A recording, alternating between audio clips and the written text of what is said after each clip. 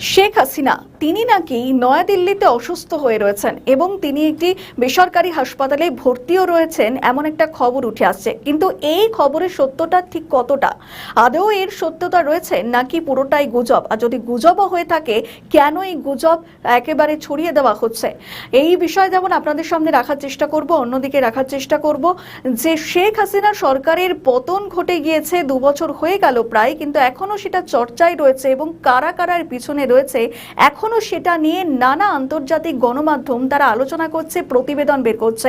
আবার নতুন করে একটা তথ্য সামনে এসেছে। কি সেই তথ্য, সেদিকে আমরা নজর রাখার চেষ্টা করব। অন্যদিকে নজর রাখবো বাংলাদেশের যে একাধিক সংকটকালীন পরিস্থিতি, যেমন বিদ্যুতের সংকট, ডিজেলের সংকট এবং হামের যে প্রাদুর্ভাব, তা নিয়ে কিন্তু বাংলাদেশের নাজেহাল বিএনপি সরকার।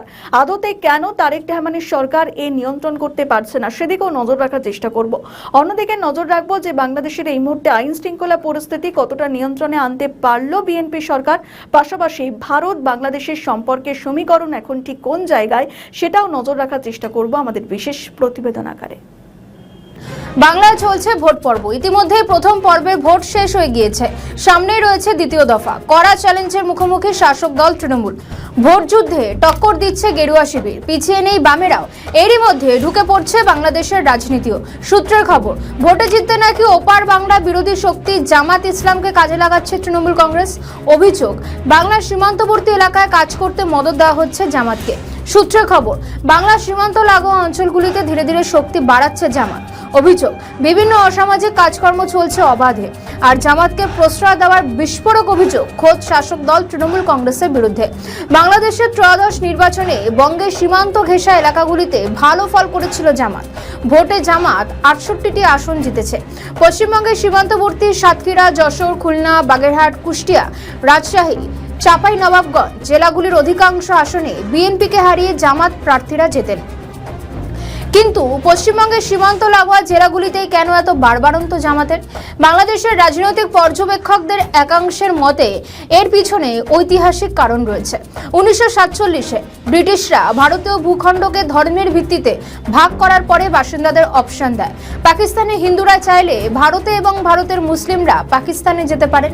এতে কয়েক কোটি হিন্দু পরিবার যেমন পশ্চিম ও পূর্ব পাকিস্তান থেকে শরণার্থী হয়ে ভারতে চলে আসেন। সংখ্যায় কম হলেও কয়েক লক্ষ মুসলিম পরিবার তৎকালীন পূর্ব পাকিস্তানে যান। পূর্ব পাকিস্তানে ঢোকার পরে ওইসব পরিবার মূলত সীমান্তের অদূরেই থিতু হন। সীমান্তের কাছাকাছি এলাকার ঘরছাড়া হিন্দুদের খালি বাড়িগুলি এদের জন্য বরাদ্দ করে পূর্ব পাকিস্তানের তৎকালীন মুসলিম লীগ সরকার। বাংলাদেশের এক সাংবাদিক লেখেন, এদের সঙ্গে পূর্ব বাংলার শিকড়ের টান নয়, ছিল ধর্মের টান। পূর্ব পাকিস্তানের মানুষের বঞ্চনার বিরুদ্ধে লড়াইয়ে এনারা কখনোই যোগ দেননি। ভাষা আন্দোলনেও ভূমিকা নেই, বরং 71-এ বাংলাদেশের স্বাধীনতার লড়াই এনাদের কাছে শুধুই পাকিস্তান ভাঙার চক্রান্ত। ওই সাংবাদিকের আরও দাবি, পশ্চিমবঙ্গের সীমান্তবর্তী বাংলাদেশ বরাবরই জামাতের শক্ত ঘাঁটি। আওয়ামী লীগহীন ভোটে কিছুটা হলো রাজনৈতিক ভারসাম্য নষ্ট হয়েছে বলে মনে করেন তিনি। তাতে জামাত ফুলে ফেপে উঠেছে বলে মত অনেকেরই। তবে জামাতের ঝুলিতে পড়া প্রায় 32% ভোটের পুরোটাই সীমান্ত প্রভাবিত নাও হতে পারে বলে মনে করছেন অনেকে। তবে প্রশ্ন উঠছে, কেন তৃণমূল কংগ্রেস কেন মদত দিচ্ছে জামাতকে? এ নিয়ে অতীতেও অনেক প্রশ্ন তোলেন বহু নেতা। জামাতের সঙ্গে তৃণমূলের যোগসাজশের অভিযোগ করেছিলেন বর্ষিয়ান বাম নেতা বিমান বসু। পশ্চিমবঙ্গের রাজনীতিতে বাংলাদেশ অনেক বছর ধরেই একটা নির্বাচনী এজেন্ডা হয়ে থেকেছে। বিজেপি বরাবরই বলে এসেছে যে পশ্চিমবঙ্গ আর বাংলাদেশের সীমান্ত অঞ্চলে ব্যাপক অনুপ্রবেশ ঘটে এবং সেই সব অনুপ্রবেশকারীদের রাজ্যের ক্ষমতাসীন দলগুলো মদত দিয়ে থাকে। বাম আমলেও তা ছিল এবং তৃণমূল কংগ্রেসের আমলে সেসব অনুপ্রবেশকারীদের মদত দেওয়া আরও বেড়েছে বলে বিজেপি অভিযোগ করে থাকে। রাজ্যের অনেকগুলো জেলায় কথিত অনুপ্রবেশকারীদের কারণে জনবিন্যাসও পাল্টে গেছে বলেও অভিযোগ করেন দলের নেতারা। রাজনৈতিক বিশ্লেষকরা বলছেন যে রাজ্যের সীমান্তবর্তী এলাকায় বাংলাদেশের জামাত ইসলামী যে ব্যাপক জয় পেয়েছে তাকে বিজেপি এবং বিরোধীরা, অর্থাৎ রাজ্যের ক্ষমতাসীন দল তৃণমূল কংগ্রেস উভয় পক্ষই নিজের মতো করে কাজে লাগাবে। তাদের ব্যাখ্যা, একদিকে বিজেপি চেষ্টা করবে কট্টরপন্থীদের বিজয়কে কেন্দ্র করে পশ্চিমবঙ্গে ধর্মীয় মেরুকরণ করতে, অন্যদিকে তৃণমূল কংগ্রেস সম্ভবত চেষ্টা করবে মোটের ওপর বাংলাদেশের যে মুক্তিযুদ্ধের পক্ষে থাকা বিএনপি জয়ী হয়েছে সেই প্রচার করতে। এর আগে জামাতের সঙ্গে তৃণমূলের যোগ নিয়ে মোদীকে রিপোর্ট দিয়েছিলেন সাবেক প্রধানমন্ত্রী শেখ হাসিনা। ভোটের আবহে ফের সামনে জামাত তৃণমূল যোগসাজশের খবর।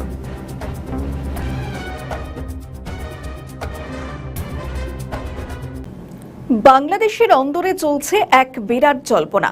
তবে কি 50 গুণ শক্তি বাড়িয়ে ফিরতে চলেছেন শেখ হাসিনা? পদ্মাপাড়ি কি কামব্যাক হবে আওয়ামী লীগের? সম্প্রতি এমনই বার্তা দিয়েছেন শেখ হাসিনা, কিন্তু কোন কোন ফ্যাক্টর কাজ করছে আওয়ামী লীগের ফেরার? শোনা যাচ্ছিল নতুন নাম নিয়ে রিফাইন্ড আওয়ামী লীগ নিয়ে ফিরতে চলেছেন এই দল। সূত্রে খবর, আপাতত এই ধরনের কোনো ভাবনাই নেই হাসিনার। আওয়ামী লীগ ফিরতে পারেন। হাসিনার এই বার্তায় নতুন করে বুক বাঁধছেন দলের নেতারা। মাঠে ময়দানে ছড়িয়ে ছিটিয়ে থাকা নেতারা ফের আত্মবিশ্বাসী হচ্ছেন। সোশ্যাল মিডিয়ায় আবার সক্রিয় হতে দেখা যাচ্ছে আওয়ামী লীগের তৃণমূল স্তরের নেতাদের। ভারতে আশ্রয়ের পরে একাধিকবার অডিও বার্তা প্রকাশ পেয়েছে হাসিনা, আর সেসব বার্তায় ইউনূস সরকারের কড়া সমালোচনা করেছেন হাসিনা।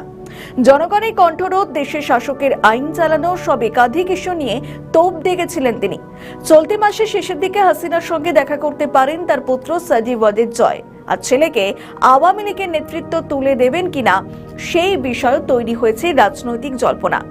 রাজনৈতিক বিশ্লেষকদের একাংশের মতে, বাংলাদেশের মতো দেশে আওয়ামী লীগের পুনরুত্থানের বিষয়টি একেবারে উড়িয়ে দেওয়া যায় না। অর্থাৎ একটি সম্ভাবনা থেকেই যাচ্ছে যে আগামী দিনে আবার স্বমহিমায় ফিরতে পারে আওয়ামী লীগ। তবে আমি আছি আপনাদের জন্য, আছি আপনাদের পাশে। এর ন্যায় বিচার যাতে হয়, একদিন নিশ্চয়ই আমরা তা করব।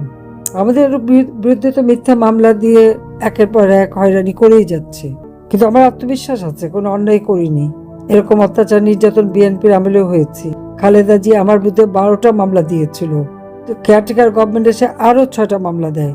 প্রত্যেকটা মামলা আমি বলছিলাম যে তদন্তকে আমাকে রিপোর্ট দিতে হবে, সেটাই করেছে, কোনো অন্যায় পাইনি। আর এখন তো মামলার হিসাব নাই, আমি শুধু হত্যা মামলা প্রায় 400-450 মামলা, এটা আমি নিয়ে পড়া করি না। এমনকি মৃত্যুদণ্ড দিয়েছে, আমি পড়া করি না। আমি আছি, অবশ্যই বাংলাদেশে ফিরে আসবো, আর এই অন্যায়ের প্রতিকার এবং বিচার আমরা করব। এবং আল্লাহ সেদিন আমাদের দেবে, জনগণ দেবে, বাংলাদেশের মানুষ দেবে। আজকে মানুষের কত কষ্ট আপনারা চিন্তা করতে পারেন। ঘরে খাবার নাই, বিদ্যুৎ নাই, গ্যাস নাই, সার নাই, কৃষক সেচ দিতে পারে না, পানি নাই, একটা পাটা ইন্ডাস্ট্রি বন্ধ, শ্রমিকরা বেকার, তরুণ সমাজ কাজ পায় না, চাকরি পায় না। অথচ আওয়ামী লীগের আমলে তো সবকিছুই ছিল। প্রত্যেকটা সেই বয়স্ক ভাতা, বিধবা ভাতা, প্রতিবন্ধী ভাতা আমরা দিয়েছি, মুক্তিযোদ্ধা ভাতা দিয়েছি, ঘরে ঘরে বিদ্যুৎ, বিনা পয়সায় 30 প্রকার ঔষধ কমিটি ক্লিনিক থেকে আমরা দিয়েছি, মাতৃত্বকালীন ভাতা দিয়েছি, বিনা পয়সায় বই দিয়েছি, চিকিৎসার ব্যবস্থা করেছি, মানুষের কর্মসংস্থান ব্যবস্থা একেবারে গ্রাম পর্যায়ে পর্যন্ত করে দিয়েছিলাম। কিন্তু একদিকে যেমন অর্থনীতি ধ্বংস, সামাজিক নিরাপত্তা নাই, মা বোনের ইজ্জত নাই, শিক্ষকদের ইজ্জত নাই, তার উপর এই সন্ত্রাসী কর্মকাণ্ড এখনো করে যাচ্ছে। তবে আওয়ামী লীগের জনসমর্থন, সাংগঠনিক কার্যক্রম এবং সাম্প্রতিক রাজনৈতিক পরিস্থিতি ফ্যাক্টর হতে পারে এই দলের ফিরে আসার নেপথ্যে। অতীতেও বহু চ্যালেঞ্জের মুখে পড়তে হয়েছিল হাসিনার দলকে, যা থেকে সঠিক সময়ে প্রত্যাবর্তন করতে পেরেছিল আওয়ামী লীগ। তবে সমালোচকরা বলছেন এই মুহূর্তে হাসিনার ফেরার কোনো সম্ভাবনাই নেই। যেহেতু আওয়ামী লীগ এখন বাংলাদেশে একটি নিষিদ্ধ দল, তাই ফেরার কথা বললেও কবে আওয়ামী লীগ ফিরবে এই নিয়ে সন্দিহান রাজনীতির কারবারিরা। বিএনপি সরকার অধ্যাদেশ জারি করে আওয়ামী লীগ এবং দলের কার্যক্রম বন্ধ করতে আইন জারি করেছে, কিন্তু এসবের মধ্যেই হাসিনার বার্তায় চাঙ্গা হচ্ছেন আওয়ামী লীগের তৃণমূল স্তরের নেতারা। বাংলাদেশের একাধিক ইস্যুতে নাস্তানাবুদ হচ্ছে বিএনপি সরকার। জ্বালানি সংকট, দুর্নীতি সহ একাধিক বিষয়ে তারেকের অপদার্থতাকে দায়ী করেছেন রাজনীতিবিদদের একাংশ। আর এসবের মধ্যেই দলের বিদ্রোহী নেতাদের ভাঙিয়ে এনসিপিতে নেওয়ার চেষ্টা করছে নেতারা। দরকারে আওয়ামী লীগের নেতৃত্বকে পুনর্বাসনের কথাও শোনা গিয়েছে। সূত্রে খবর, এনসিপি চাইছে বিএনপির বেশ কিছু বিদ্রোহী নেতাদের দলে টানার। আর এভাবে বিএনপি থেকে নেতা ভাঙাতে থাকলে এই সময় হয়তো ফের ভোট করতে হবে তাদের, তখনই ময়দানে ফিরবে আওয়ামী লীগ। আর সেই কারণেই কি তলে তলে নিজেদের কৌশল ঠিক করছেন শেখ হাসিনা? ইউনূস সরকারের আমলে বাংলাদেশ ভারত সম্পর্ক তলানিতে পৌঁছেছিল। তারেক রহমানের সময়ও সেই সম্পর্ক খুব একটা ভালো অবস্থায় আসেনি। হাসিনাকে প্রত্যর্পণের বিষয় নিয়ে ভারত এখনো পাকা কোনো সিদ্ধান্ত নেয়নি। আর এর নেপথ্যে কি বাংলাদেশের সঙ্গে খারাপ সম্পর্কের কারণ? সব মিলিয়ে শেখ হাসিনার এই বার্তায় দল যে নতুন করে অক্সিজেন পাচ্ছে তা বলাই যায়। ভয়ঙ্কর কাণ্ড বাংলাদেশে। সে দেশের ঘরে ঢুকে বসে রয়েছে পাক জঙ্গিরা। এবার কি সন্ত্রাসবাদীদের নিশানায় তারেক রহমানের সরকার? বাংলাদেশে কি নাশকতামূলক ছক কষছে সন্ত্রাসবাদী বা জেহাদিরা? সম্প্রতি ভারতীয় সংবাদ মাধ্যম নর্থ ইস্ট নিউজের একটি চাঞ্চল্যকর খবর তেমনই ইঙ্গিত করছে। সূত্রে খবর, পাকিস্তানের মদতপুষ্ট জঙ্গি সংগঠন তেহরিকে তালিবানের সঙ্গে যোগসাজশ রয়েছে বাংলাদেশের একাধিক বায়ুসেনার আধিকারিকের। অর্থাৎ বাংলাদেশে বায়ুসেনার আধিকারিকটা এখন ঘরের শুক্র বিভীষণ। আর এই খবর সামনে আসার পরই বাংলাদেশ বায়ুসেনা স্কোয়াডে জারি করা হয়েছে হাই অ্যালার্ট। পাক জঙ্গি যোগের খবর সামনে আসার পরেই সম্প্রতি এক সপ্তাহ ধরে চলছে অভিযান। বাংলাদেশ বায়ুসেনা বিভাগে চলছে ব্যাপক কড়াকড়ি। এয়ারফোর্সের আধিকারিকদের মোবাইল ফোন কেড়ে নেওয়া হয়েছে, আর সেই সঙ্গে বায়ুসেনার কর্তাদের সমস্ত ছুটি বাতিল করে দেওয়া হয়েছে। তল্লাশি চলছে বাংলাদেশ বায়ুসেনা বিভাগে। বাংলাদেশের প্রধান বায়ুসেনা ঘাঁটিতে চিরুনি তল্লাশি চালাচ্ছে বিএএফ তথা বাংলাদেশ এয়ারফোর্সের গোয়েন্দা বিভাগ। এবার অবাক করার মতো বিষয়, এই গোটা ঘটনায় ঘটেছে যখন বাংলাদেশের সেনাবাহিনীর চিফ জেনারেল ওয়াকারুজ্জামানের মালয়েশিয়া সফরে। চাঞ্চল্যকর তথ্য, এই চিরুনি তল্লাশির সময় দেশ ছেড়ে ঘা ঢাকা দেন বাংলাদেশ বায়ুসেনার 4 জন আধিকারিক। মনে করা হচ্ছে সন্ত্রাসবাদীদের সঙ্গে যোগাযোগ রাখছিলেন তারা। বিপদ বুঝে আপাতত চম্পট দিয়েছেন তারা।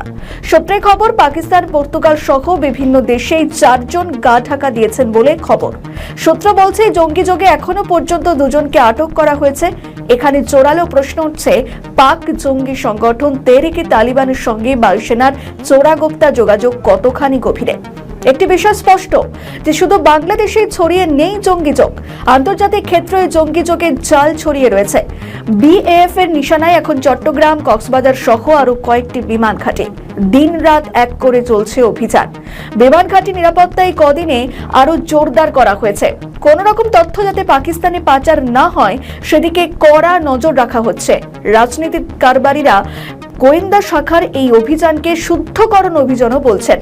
অর্থাৎ নিজেদের দেশের বায়ুসেনা আধিকারিকরা যেভাবে জঙ্গি কার্যকলাপে জড়িয়ে পড়ছেন, তাতে দরকার এই ধরনের তল্লাশি অভিযান। বিএএফ এর এই অভিযানে একাধিক বায়ুসেনা শীর্ষকর্তার ছুটি বাতিল করা হয়েছে। প্রশ্ন, যেসব বায়ুসেনা আধিকারিকরা বাংলাদেশ ছেড়ে চম্পট দিয়েছেন তাদের কি আর দেশে ফেরানো সম্ভব হবে? কেনই বা নিজের দেশের প্রতি বিশ্বাসঘাতকতা করলেন বায়ুসেনার আধিকারিকরা? যে কোনো দেশের বিমান বাহিনী সে দেশের অন্যতম বড় হাতিয়ার। আকাশপথে হামলা বা শুক্র দেশের আকাশসীমা ঢুকে বোমা বা মিসাইল বর্ষণ, এইসব কাজে দরকার হয় অতি দক্ষ বায়ুসেনার। সম্প্রতি ইরান, আমেরিকা এবং ইসরায়েল যুদ্ধে 2 দেশের বুকে ব্যাপক প্রাণঘাতী হামলা চালিয়েছে বায়ুসেনা। অতএব দক্ষ বায়ুসেনা ছাড়াই এখন শত্রুপক্ষকে মোকাবিলা করা অসম্ভব। আর এখানেই হারির হাল বাংলাদেশের। তাদের ঘরেই কিনা বাস করছে শত্রুরা। বায়ুসেনার আধিকারিকদের মগজ ধোলাই করে তাদের নাশকতামূলক কাজে লাগাচ্ছে পাকিস্তান। আর এসব কি আদেও দেখছেন তারেক রহমান? কি পদক্ষেপ করা হবে জঙ্গি যোগে অভিযুক্ত বায়ুসেনা আধিকারিকদের সঙ্গে?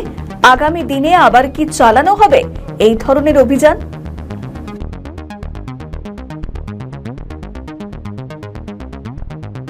বাংলাদেশে জুলাই আন্দোলনের পরে ছাত্র নেতাদের প্রতি কি অবস্থান নেবে তারেক রহমানের সরকার?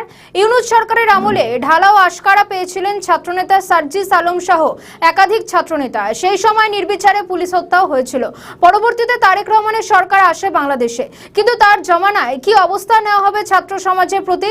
সূত্রের খবর, গণ অভ্যুত্থানের সময় পুলিশ হত্যার বিচার চান তারেক রহমান। এই নিয়ে বিভিন্ন হামলা সংক্রান্ত ঘটনার রিপোর্ট চাওয়া হয়েছে। সে সময় 44 জন পুলিশ কর্মীকে নৃশংসভাবে খুন করার অভিযোগ ওঠে, যে হত্যাকাণ্ডের যথাযথ তদন্তের দাবি করা হয় বাংলাদেশের পুলিশের সদর দফতর থেকে। ওই সময় ঠিক কতজন পুলিশ কর্মী নিহত হন এ নিয়ে পুলিশের কাছে যথাযথ তথ্য নেই। এর অন্যতম কারণ, জুলাই গণ অভ্যুত্থানে ঠিক কতজন পুলিশ কর্মীকে খুন করা হয়েছিল তার সঠিক হিসেব নেই। অনেকের মতে এই সংখ্যাটা 1000-এরও বেশি। এই সময় এক পুলিশ কর্মীকে খুন করার পর তার দেহ উল্টো করে ঝুলিয়ে দেওয়া হয়েছিল, যে ঘটনা দেখে শিউরে উঠেছিলেন বাংলাদেশের আমজনতা।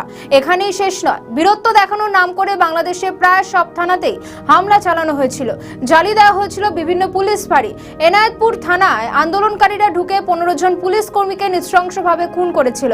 2024-এর অক্টোবরে ইউনূস সরকার অধ্যাদেশ আনে যাতে দেশ জুড়ে এই পুলিশ হত্যা সুকৌশলে এড়িয়ে যাওয়া যায়। তবে নতুন সরকার আসার পর পুলিশ হত্যা এবং স্থাপনায় হামলার ঘটনাগুলো তদন্তে গ্রিন সিগন্যাল মিলেছে। অনেকেরই প্রশ্ন, বিএনপি সরকার ক্ষমতায় তো এসেছে, কিন্তু জুলাই অভ্যুত্থানের নাম করে এই নির্বিচারে পুলিশ হত্যা তদন্ত কি হবে? নাকি সার্জিস আলমের মতো ছাত্র ছাত্রনেতারা গা বাঁচিয়ে সরে যাবেন। এর আগে তারেক রহমানের সরকারকে কার্যত হুমকি দিয়ে সার্জিস আলমের পোস্ট ছিল আওয়ামী লীগের থেকেও পরিস্থিতি খারাপ হবে। তার মানে কি, বিএনপি সরকার যদি জুলাই যোদ্ধাদের পুলিশ হত্যা কুকীর্তি সামনে আনে তবে আওয়ামী লীগের মতো বিএনপি সরকারকে উৎখাত করা হবে। একসময় হিন্দু হত্যা, পুলিশ খুনের মতো নারকীয় অপরাধ ঘটেছে বাংলাদেশে। জুলাই আগস্টে ছাত্র জনতার অভ্যুত্থানে 44 জন পুলিশ সদস্য নিহত হওয়ার তালিকায় প্রকাশ করে পুলিশ সদর দফতর। তারপরও গণ অভ্যুত্থানে নিহত পুলিশ সদস্যদের সংখ্যা সম্পর্কে মিথ্যা ভুল তথ্য ছড়ানো হচ্ছে।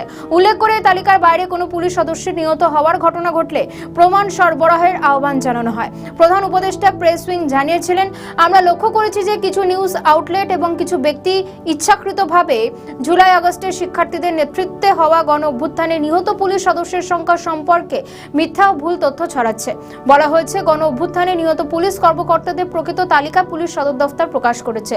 পুলিশ বিভাগ অত্যন্ত সতর্কতার সঙ্গে যেসব অফিসার বা কনস্টেবল প্রতিবাদ বা সহিংসতার ঘটনায় আহত বা নিহত হন তাদের তালিকা রক্ষণাবেক্ষণ করে থাকে। প্রধান উপদেষ্টা প্রেস উইং আরও জানায়, যদি কেউ দাবি করেন যে গণ অভ্যুত্থানে এই তালিকার বাইরেও পুলিশ সদস্য নিহত হয়েছেন, সেক্ষেত্রে প্রমাণ সরবরাহের জন্য আহ্বান জানানো হচ্ছে। সব মিলিয়ে তারেকের বিএনপি সরকার পুলিশ হত্যার তদন্ত হাতে নেয় কিনা সেটাই এখন দেখার। 7 কোটি মানুষকে দাবায় রাখতে পারবো না। আমরা যখন মরতে শিখেছি তখন কেউ আমাদের দবাতে পারবে না। বঙ্গবন্ধু শেখ মুজিবুর রহমান ভয়ঙ্কর এক কথা বলেছিলেন, দাবায়ে রাখতে পারবা না। পাকিস্তান পারেনি, এবার বাংলাদেশও হাসিনা বিহীন চলতে পারবে না। ইউনূস, জামায়াত, বিএনপি সবাই মিলে এক হয়ে আওয়ামী লীগকে মুছে দিতে হাজার রকম চক্রান্তর ফন্দি ফিকির করে চলেছে। আওয়ামী লীগ চাইলে ইউনূসের আমলে আন্দোলনের মাধ্যমেই কালবৈশাখী ঝড় হয়ে ফিরতে পারত, কিন্তু এই দলটিকে স্বৈরাচারী ফ্যাসিস্ট বলার পরও বারবার বিরোধীদের ক্ষমার চোখে দেখেছে আওয়ামী লীগ। তাই হাসিনা দেশের মানুষের রক্তক্ষরণ বন্ধ করার জন্য বিদেশি ফান্ডে জঙ্গি আন্দোলনের কাছে মাথা নত করে দেশ ছাড়লেন। তিনি সেই রক্তক্ষয় আর চাননি বলেই ইউনূসের সময় রক্তক্ষয়ী সংগ্রামের মাধ্যমে ফিরতে চাননি। যে আওয়ামী লীগ দেশ তৈরি করেছে তারা চাইলেই আবার দেশ রাজাকার মুক্ত করে ফিরিয়ে নিতে পারে, কিন্তু তাতে কি হবে? দেশের সম্পদ এবং সাধারণ মানুষের মৃত্যু ছাড়া।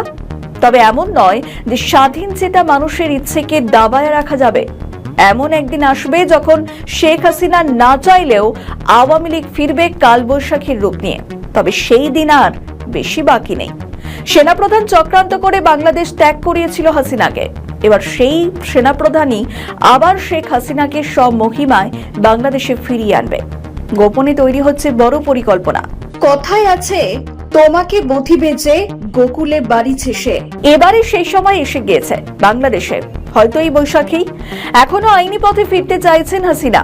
তিনি সুষ্ঠু বিচার, যা সব দেশ এবং সর্বজন গ্রাহ্য হবে, সেই বিচারের মাধ্যমে দেশে ফিরতে চাইছেন। কিন্তু বিচার হচ্ছে তার সুষ্ঠু বিচার পাওয়ার অধিকারকে অগ্রাহ্য করে।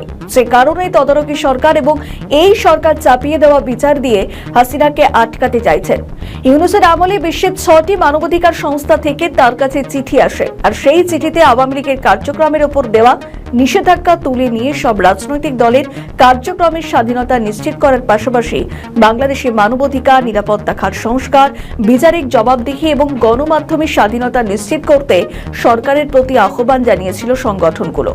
চিঠিতে স্বাক্ষরকারী সংগঠনগুলো হলো HRW, বিশ্বজুড়ে সাংবাদিকদের অধিকার প্রতিষ্ঠায় কাজ করা নিউইয়র্ক ভিত্তিক সংস্থা কমিটি টু প্রোটেক্ট জার্নালিস্ট বা CPJ নামে অভিহিত, বিশ্বজুড়ে নাগরিক সমাজের অধিকার রক্ষায় কাজ করা দক্ষিণ আফ্রিকা ভিত্তিক সংস্থা সিভিকাস, রোহিঙ্গাদের অধিকার নিয়ে বিশেষভাবে কাজ করা মানবাধিকার সংগঠন থাইল্যান্ড ভিত্তিক ফোর্টিফাই রাইটস, অন্যদিকে যুক্তরাষ্ট্র ভিত্তিক মানবাধিকার সংগঠন Robert F. Kennedy human rights এবং টেক গ্লোবাল ইনস্টিটিউট। জাতিসংঘ সাধারণ পরিষদের অধিবেশনের সময় ইউনূসের সঙ্গে বৈঠকের পর সংগঠনগুলো তাদের ফলো আপ চিঠিতে অন্তর্বর্তী সরকারের কিছু পদক্ষেপকে স্বাগত জানালেও সতর্ক করে বলেছে, রাজনৈতিক স্বাধীনতা, নিরাপত্তাবিহীন সংস্কার ছাড়া টেকসই গণতন্ত্র প্রতিষ্ঠা সম্ভব নয়। কিন্তু ইউনূস সে ব্যাপারে কোনো পদক্ষেপ না করে তারেক রহমানের হাতে ক্ষমতা দিয়ে নিজের সুরক্ষা কবচটি আদায় করে নিয়েছেন। আর সংসদ এমন ভাবে চলছে যেন আওয়ামী লীগ বলে কোনো দল ছিল যারা দেশ স্বাধীন করেছিল, তার আঁচটুকু পাওয়া মুশকিল।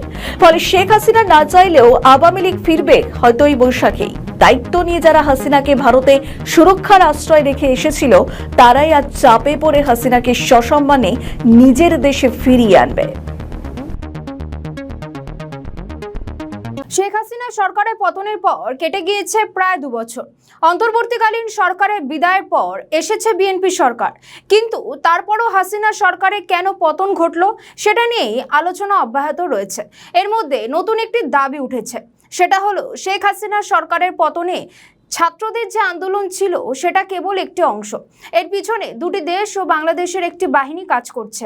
ভারতে একটি গণমাধ্যমে প্রকাশিত হয়েছে ভয়ঙ্কর কিছু তথ্য। কি সেই তথ্য, চলুন আলোচনা করা যাক।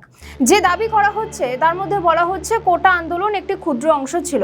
এর মধ্যে পুরো প্রক্রিয়াতে ছাত্রদের যে যুক্ত করা হয়েছে তাতে নাগরিক সমাজ, ছাত্র, সুশীল সমাজ, সংগঠন অনেকগুলি স্তরে কাজ করেছে। যুক্তরাষ্ট্র এবং ভারত দুই দেশ মিলিয়ে মূলত শেখ হাসিনার সরকারের পতন নিশ্চিত করেছে বলে ভয়াবহ তথ্য উঠে এসেছে। আদতে এই তথ্য কতটা সত্যি সেটা নিয়ে নানা বিতর্ক রয়েছে। যেমন ভারত শেখ হাসিনাকে আশ্রয় দিয়েছে, ভারত কেন আওয়ামী লীগের পতন ঘটাবে? এমনকি বলা হচ্ছে শেখ হাসিনা সরকারের পতনের আগে শেষ সফর ছিল চীনে গিয়ে নির্ধারিত কর্মসূচি শেষ করার আগেই ফিরে আসেন বাংলাদেশের প্রাক্তন প্রধানমন্ত্রী শেখ হাসিনা। অনেকে বলছেন সেটাই ছিল আওয়ামী লীগ সরকারের পতনের ঘণ্টা, কারণ সেটা ছিল আমেরিকার চাপ। চীনকে ঠেকানোর স্বার্থে আমেরিকার এই চাপ ভারত নাকি জেনেও নীরবতা পালন করেছে। ভারত যদি এতে কোনো প্রতিক্রিয়া দিত তাহলে হয়তো এই রিজিম চেঞ্জ আটকানো যেত, এমনটাই দাবি করা হচ্ছে। ভারতের এই নীরবতার মধ্যে একটি বড় বিষয় বিশ্লেষণ করা হচ্ছে, সেটি হলো যাতে গণভবনে কোনো রকম রক্তপাত না হয় তার জন্য ভারতে তড়িঘড়ি পাঠিয়ে দেওয়া হয়েছে শেখ হাসিনাকে। এটা আসলে শেখ হাসিনাকে বন্দি করা। আরও একটি গুরুত্বপূর্ণ তথ্য হলো তাৎপর্যপূর্ণভাবে 2023 সালে গ্রামীণ প্রতিষ্ঠানগুলোর দায়িত্ব ছেড়ে দেন মোহাম্মদ ইউনূস। অর্থাৎ তারা বলতে চাইছে সেই সময় থেকে মোহাম্মদ ইউনূসকে দায়িত্ব দেওয়ার জন্য তৈরি করা হয়েছে। মূল পরিকল্পনা শুরু হয় 2021 সাল থেকে। 2024-এ 5ই আগস্ট এসে সেটা সফল হয়। ভারতকে যদি রাজি করাতে না পারত যুক্তরাষ্ট্র, তবে এই পরিকল্পনা তাদের সফল হতো না। এমনকি মার্কিন ডিপ স্টেটকে সরকারের অন্দর থেকে তথ্য দিয়ে সহযোগিতা করেছে 4 জন: নাইমুল ইসলাম খান, সালমান এফ রহমান, আনিসুল হক, আরাফাত রহমান। তাদেরকে খুব কৌশলে সরকারের মধ্যে ঢুকিয়ে দেওয়া হয়েছিল যাতে তারা খুব সহজে সেখানকার সমস্ত খবর মার্কিন ডিপ স্টেটকে দিতে পারে। তখন থেকেই পরিকল্পনা শুরু হয়েছিল -2 করার, অর্থাৎ শুধুমাত্র শেখ হাসিনা নয়, BNP chairperson Khaleda Xiao target ছিলেন। এমনকি মোহাম্মদ ইউনূসকে ক্ষমতায় বসে নিজেদের স্বার্থ উদ্ধার করেছে যুক্তরাষ্ট্র। যেমন যে বাণিজ্য চুক্তি করেছে মার্কিন যুক্তরাষ্ট্রের সঙ্গে, সেটা বাংলাদেশের জন্য অত্যন্ত ভয়ঙ্কর। যে চুক্তিতে রয়েছে বাংলাদেশ যুক্তরাষ্ট্রকে না জানিয়ে কোনোভাবে অন্য দেশ থেকে পণ্য কিনতে পারবে না। কিন্তু সবের মধ্যে ভারতকে জড়িয়ে বলা হচ্ছে ভারত সব জানতো কিন্তু চুপ ছিল। ভারতের নীরবতাই নাকি শেখ হাসিনার জন্য ভয়ঙ্কর হয়ে উঠেছে। ভারতের নীরবতাকেই দায়ী করা হচ্ছে, কিন্তু এই বিশ্লেষণ বোধহয় শেখ হাসিনাও মানবেন না, কারণ কয়েক দশক থেকে ভারতের সঙ্গে সুসম্পর্ক রয়েছে আওয়ামী লীগের। শেখ হাসিনা এর আগেও ভারতে আশ্রয় নিয়েছিলেন। ফলে সব মিলিয়ে এই তত্ত্ব কতটা ঠিক তা নিয়ে বিশ্লেষণ চলবেই। আমাদের ভিডিও ভালো লাগলে লাইক ও শেয়ার করুন, কমেন্ট সেকশনে আপনাদের মতামত জানান। আরও ভিডিও পেতে আমাদের চ্যানেলটিকে সাবস্ক্রাইব করুন এবং প্রতি মুহূর্তে খবরের আপডেট পেতে প্রেস করুন বেল আইকন। কলকাতায় কি অফিস রয়েছে আওয়ামী লীগের? বছর কয়েক আগে এমনই এক খবরের শোরগোল শুরু হয়। তবে এই খবরের সত্যতা নিয়ে প্রশ্ন উঠেছিল। বাংলাদেশে পালাবদলের পর ক্ষমতায় এসেছিল অন্তর্বর্তীকালীন সরকার, যার প্রধানমন্ত্রী হন মোহাম্মদ ইউনূস।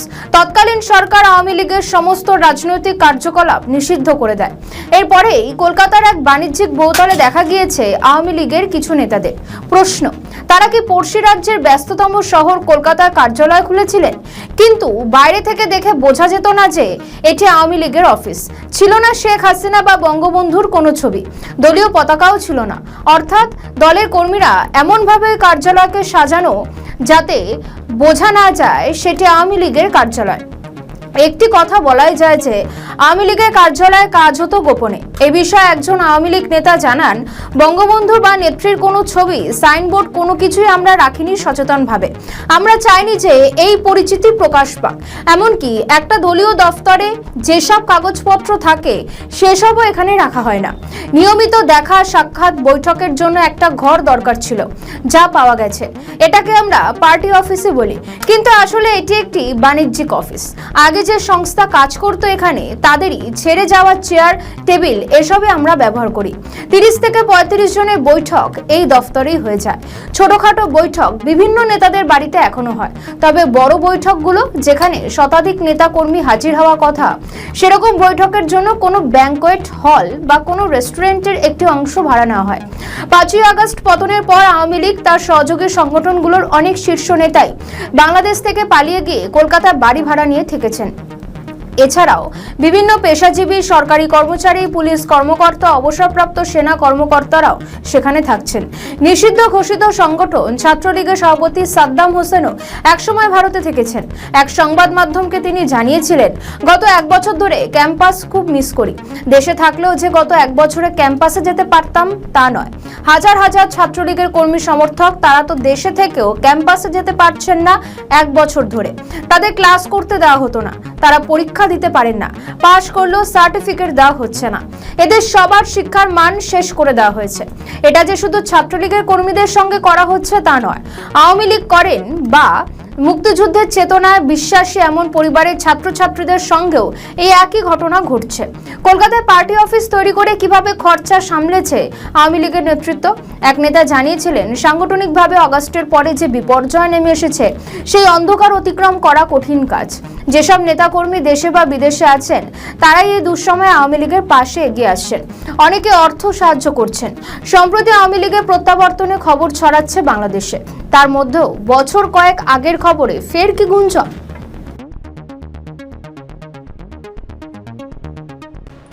হঠাৎ করে তারেক রহমান ভারত সরকারের শাসক দলের সঙ্গে ঘনিষ্ঠতা বাড়াতে চাইছে কেন? এর পিছনে অনেকগুলি রাজনৈতিক কারণ তো আছেই। সেই সঙ্গে সরাসরি শাসক দলের সঙ্গে ঘনিষ্ঠতা থাকলে দল হিসাবে বিএনপিও বেশি সুবিধা পেতে পারে বলেই অনেকে মনে করছেন। তাই তারেক রহমান ভারতের শাসক দল ভারতীয় জনতা পার্টির সভাপতিকে চিঠি লিখে দুই দলের মধ্যে সরাসরি আলাপ আলোচনা শুরু করার প্রস্তাব দিয়েছেন। এই পদক্ষেপ দক্ষিণ এশিয়ার রাজনীতিতে একটি গুরুত্বপূর্ণ ইঙ্গিত বহন করে, কারণ এটি সরকার স্তরে কূটনীতির বাইরের রাজনৈতিক দলগুলির মধ্যে সরাসরি যোগাযোগ বাড়ানোর চেষ্টা হিসেবে দেখা হচ্ছে। বিশেষজ্ঞদের মতে এই ধরনের উদ্যোগ ভবিষ্যতে দ্বিপাক্ষিক সম্পর্কে নতুন পথ খুলতে পারে, বিশেষ করে যখন আঞ্চলিক রাজনীতিতে দ্রুত পরিবর্তন হচ্ছে। তাছাড়া বাংলাদেশের একটি গোষ্ঠী চাইছে চরম ভারত বিরোধিতাকে হাতিয়ার করে সরকারে আসতে। বাংলাদেশের সাথে ভারতের যুদ্ধও বাড়তে পারে, এই জন্য প্রস্তুতি থাকেন। বাংলাদেশের মানুষ প্রস্তুত আছে। তারেক রহমানকে বলতে চাই, তারেক রহমান, বিএনপি, আমি ইলিয়াস হুসাইন প্রথম ব্যক্তি হব ইউএসএ থেকে ফ্লাই করব বাংলাদেশে ইনশাল্লাহ, যদি ভারতের সাথে আপনারা যুদ্ধ, আপনাদের উপরে যদি ভারতের কোনো যুদ্ধ শুরু হয়, সেই পরিস্থিতি যদি হয়। এই গোষ্ঠীগুলি জনপ্রিয়তার জন্য মুখে যাই বলুক, বাস্তবতা হলো ভারত বাংলাদেশের মধ্যে যুদ্ধের তেমন কোনো অবকাশ নেই। যদি কখনো সেই রকম পরিস্থিতি হয়, তাহলে বাংলাদেশ বলে আর কিছু থাকবে না। সেটিও ভালো করে জানেন বর্তমান সরকার। যেখানে বাংলাদেশের সঙ্গে ভারত যে শিল্পগুলি যৌথভাবে করে আসছিল, বর্তমান পরিস্থিতিতে সেগুলি ভারত এখন চীনের সঙ্গে করছে। অর্থাৎ বাংলাদেশ ক্রমশ শিল্পের থেকে দূরে সরে যাচ্ছে, যা দেশের উন্নতির ক্ষেত্রে চরম বাধা সৃষ্টি করবে। তাই এটা শুধু একটি চিঠি নয়, ভারত বাংলাদেশ সম্পর্কের রাজনৈতিক মাত্রায় নতুন সমীকরণের ইঙ্গিত, যেখানে দুই দেশ যুদ্ধংদেহী পরিস্থিতি থেকে বেরিয়ে উন্নতি এবং প্রগতির পথে হাঁটতে পারে। ব্যুরো রিপোর্ট, নিউজ বর্তমান। বাংলাদেশের রাজনীতিতে কান পাতলে শোনা যায় আওয়ামী লীগ ফেরার একটি আতঙ্ক তৈরি হয়েছে। এই ভয় অনেকের মধ্যে ঢুকেছে। কেউ কেউ বলছেন যে ভয় তৈরি হচ্ছে যেভাবে রাজনৈতিক দলের নেতারা আওয়ামী লীগ নিয়ে ফেরা নিয়ে নানা বক্তব্য দিচ্ছে, তারই এক প্রকার নিশ্চিত করে দিচ্ছে যে শেখ হাসিনার দল ফিরবে। রাজনৈতিক বিশ্লেষকেরা বলছেন যে কার্যক্রম বাংলাদেশের রাজনীতিতে শুরু হয়েছে, তাতে আওয়ামী লীগকে এটাই ফেরাবে। এটা নিয়ে রাশেদ খান একটি মন্তব্য করেছেন। তবে কি আতঙ্কে এবার বিএনপি এনসিপি? কেউ কেউ বলছেন বাংলাদেশের হারির হাল ধরতে দেশে ফিরছে আওয়ামী লীগ। কারণ কিছুদিন আগেই আসিফ মাহমুদ সজীব ভুঁইয়া বলেন সজীব ওয়াজেদ জয় দিল্লিতে যাচ্ছেন শেখ হাসিনার সঙ্গে সাক্ষাৎ করতে। এরপর হয়তো আওয়ামী লীগের নেতৃত্ব হয়ে দেশে ফেরার চেষ্টা করছে তারা। ছাত্রলীগের মুখে যখন এমন কথা শোনা যায় তখন বোঝাই যায় কতটা আতঙ্কে রয়েছে তারা। গণ অধিকার পরিষদের প্রাক্তন নেতা রাশেদ খান একটি বক্তব্য রেখেছেন। তার এই বক্তব্যকে একটি উদাহরণ ধরে সেই বাস্তবতাকে রাজনীতিবিদদের মধ্যে কিংবা রাজনৈতিক দলগুলির মধ্যে যে বাস্তবতা বিরাজ করছে সেটা খুব নেতিবাচক দিকে যাচ্ছে। তিনি বলছেন যা শুরু করেছেন আপনাদের কারণেই আওয়ামী লীগ ফিরবে। অর্থাৎ বর্তমান রাজনৈতিক দলের নেতাকর্মীদের উদ্দেশ্যে তিনি বলছেন তারা যা শুরু করেছে তাদের কারণেই আওয়ামী লীগ ফিরবে। সামাজিক যোগাযোগ মাধ্যমে তিনি এমনটাই লিখেছেন। তিনি লিখেছেন শিবির তাদের সকল নেতাকর্মীকে প্রকাশ্যে আনলে কিছু সমস্যা তৈরি হতে পারে। এছাড়াও একটি বড় কারণ হলো সরকারি চাকরি। যেহেতু জামাত ক্ষমতায় আসতে পারেনি, সুতরাং শিবিরের সবাই প্রকাশ্যে আসলে সরকারি চাকরিতে সমস্যা তৈরি হতে পারে। রাজনৈতিক কারণ দেখিয়ে ভেরিফিকেশনে বাদ পড়তে পারে। এই কারণে শিবির তার বড় একটি অংশকে সাধারণ শিক্ষার্থী পরিচয় রাখতে চায়। এছাড়া আরেকটি অংশকে ক্ষমতাসীনদের মধ্যে অনুপ্রবেশ করায়। এতে ক্ষমতাসীনকে ছত্রছায়া চাকরি বাকরিতে ভালো সুযোগ সুবিধা পায়। এখন যদি সবাইকে শিবির ওপেন করে ফেলে তখন উপরন্তু সুযোগ সুবিধা থেকে বঞ্চিত হতে পারে বলে তারা মনে করছে। তবে শিবিরের এই পলিসির কারণে ক্ষতিগ্রস্ত হচ্ছে সাধারণ শিক্ষার্থীরা। এরপর তিনি লেখেন আপনারা যা শুরু করেছেন তাতে আওয়ামী লীগ ফিরবে আর আপনাদের সমস্ত কিছু বন্ধ করে দেবে। রাশেদ খান মনে করছেন যে আওয়ামী লীগ ক্ষমতায় থেকে গিয়েছে, সেই আওয়ামী লীগ ফিরে আসবে দ্বিগুণ শক্তি নিয়ে। ফলে তাতে অন্যান্য রাজনৈতিক দলগুলির জন্য অত্যন্ত কঠিন হয়ে পড়বে লড়াই। বিএনপিও কি মনে করছে আওয়ামী লীগ ফিরবে? কারণ আওয়ামী লীগের নিষিদ্ধকরণ দীর্ঘায়িত করার জন্য অন্তর্বর্তীকালীন সরকারের জারি করা নিষিদ্ধ আইন জারি করে দেয় বিএনপি সরকার। অনেকে বলছেন এই কর্মকাণ্ড করার পেছনে অনেকে বলছেন ভীতি কাজ করছে।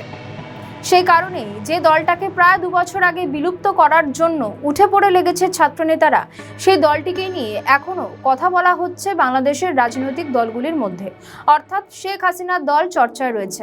এইবার তারা ফিরতেও পারে, কারণ শোনা যাচ্ছে সজীব ওয়াজেদ জয় তার মায়ের সঙ্গে দেখা করতে দিল্লিতে পাড়ি দিচ্ছেন। ফলে বোঝাই যাচ্ছে মায়ের অনুমতি নিয়ে হয়তো নেতৃত্ব কাঁধে তুলে নেবেন, যেটা নিয়েও জল্পনা আবারও নতুন করে তৈরি হয়েছে। আমাদের ভিডিও ভালো লাগলে লাইক ও শেয়ার করুন, কমেন্ট সেকশনে আপনাদের মতামত জানান। আরও ভিডিও পেতে আমাদের চ্যানেলটিকে সাবস্ক্রাইব করুন এবং প্রতি মুহূর্তে খবরের আপডেট পেতে প্রেস করুন বেল আইকন। নয়াদিল্লিতে অসুস্থ বাংলাদেশের প্রাক্তন প্রধানমন্ত্রী শেখ হাসিনা। দলীয় সূত্রে খবর, বর্তমানে তিনি অসুস্থ হয়ে নিউ দিল্লির চিকিৎসাধীন রয়েছে। তার শারীরিক অবস্থা নিয়ে রাজনৈতিক মহল ও সাধারণ মানুষের মধ্যে উদ্বেগ ছড়িয়ে পড়েছে। দলীয় ঘনিষ্ঠ সূত্রগুলি জানায় হঠাৎ শারীরিক অসুস্থতা অনুভব করলে তাকে দ্রুত চিকিৎসার জন্য নয়াদিল্লির একটি হাসপাতালে নিয়ে যাওয়া হয়।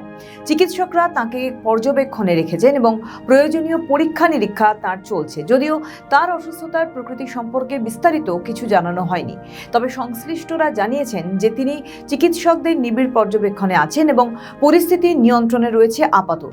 এদিকে শেখ হাসিনার অসুস্থতার খবর ছড়িয়ে পড়ার পর দেশ জুড়ে উদ্বেগ তৈরি হয়েছে। দলীয় নেতাকর্মীরা তার দ্রুত সুস্থতা কামনা করেছেন। রাজনৈতিক মহলেও বিষয়টি নিয়ে আলোচনা শুরু হয়েছে। অন্যদিকে সাধারণ মানুষের মধ্যেও উদ্বেগ লক্ষ্য করা গেছে। সামাজিক যোগাযোগ মাধ্যমে অনেকেই শেখ হাসিনার সুস্থতা কামনা করে বার্তা দিচ্ছেন। কূটনৈতিক মহলেও বিষয়টি গুরুত্বের সঙ্গে কিন্তু দেখা হচ্ছে, কারণ শেখ হাসিনার নেতৃত্ব বাংলাদেশের অভ্যন্তরীণ রাজনীতি ছাড়াও আঞ্চলিক সম্পর্কের ক্ষেত্রেও গুরুত্বপূর্ণ ভূমিকা রাখে। হাসপাতাল সূত্রে জানা যাচ্ছে হাসিনার শারীরিক অবস্থার উন্নতি বা অবনতি সম্পর্কে যাবতীয় তথ্য বিবৃতি দ্রুতই দেওয়া হবে। নতুন বাস্তবতায় আওয়ামী লীগ ভবিষ্যৎ নিয়ে বাড়ছে আলোচনা। বাংলাদেশের রাজনৈতিক অঙ্গনে সাম্প্রতিক পরিবর্তন ও অনিশ্চয়তার প্রেক্ষাপটে আওয়ামী লীগের ভবিষ্যৎ নিয়ে নতুন করে চর্চার কেন্দ্রবিন্দুতে আসছে বিষয়। দীর্ঘদিন ধরেই দেশের রাজনীতির কেন্দ্রবিন্দুতে থাকা দলটি এখন এক ভিন্ন বাস্তবতার মুখোমুখি, যেখানে আভ্যন্তরীণ সংগঠন, জনসমর্থন, আন্তর্জাতিক সম্পর্ক এবং রাজনৈতিক কৌশল সবকিছুই নতুনভাবে মূল্যায়নের প্রয়োজন দেখা দিয়েছে। দলীয় সভাপতি শেখ হাসিনার নেতৃত্বে আওয়ামী লীগ বিগত বছরগুলোতে উন্নয়ন, অবকাঠামো ও অর্থনৈতিক প্রবৃদ্ধিকে সামনে রেখে রাজনীতি করছে। তবে বর্তমান প্রেক্ষাপটে রাজনৈতিক প্রতিযোগিতা তীব্র হওয়ায় দলটির সামনে নতুন চ্যালেঞ্জ তৈরি হয়েছে। বিশেষ করে বিরোধী দলগুলোর সক্রিয়তা এবং জনমতের পরিবর্তন দলকে কৌশলগতভাবে পুনর্বিন্যাস করতে বাধ্য করছে বলে মনে করছে বিশ্লেষকরা। রাজনৈতিক পর্যবেক্ষকদের মতে রাজনীতির ময়দানে বাড়তি প্রতিযোগিতা, আন্তর্জাতিক পর্যায়ে নজরদারি এবং জনগণের প্রত্যাশার পরিবর্তন, এই তিনটি বিষয়ে আওয়ামী লীগের ভবিষ্যৎ পথ চলায় গুরুত্বপূর্ণ প্রভাব ফেলতে পারে। ফলে ইতিমধ্যেই দলটির ভিতরে কৌশলগত আলোচনা বাড়ছে বলে সূত্রের খবর।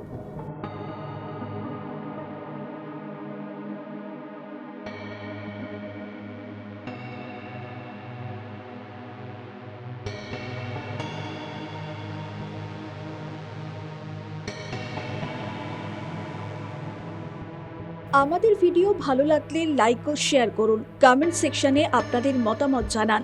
আরও ভিডিও পেতে আমাদের চ্যানেলটিকে সাবস্ক্রাইব করুন এবং প্রতি মুহূর্তে খবরের আপডেট পেতে প্রেস করুন বেল আইকন।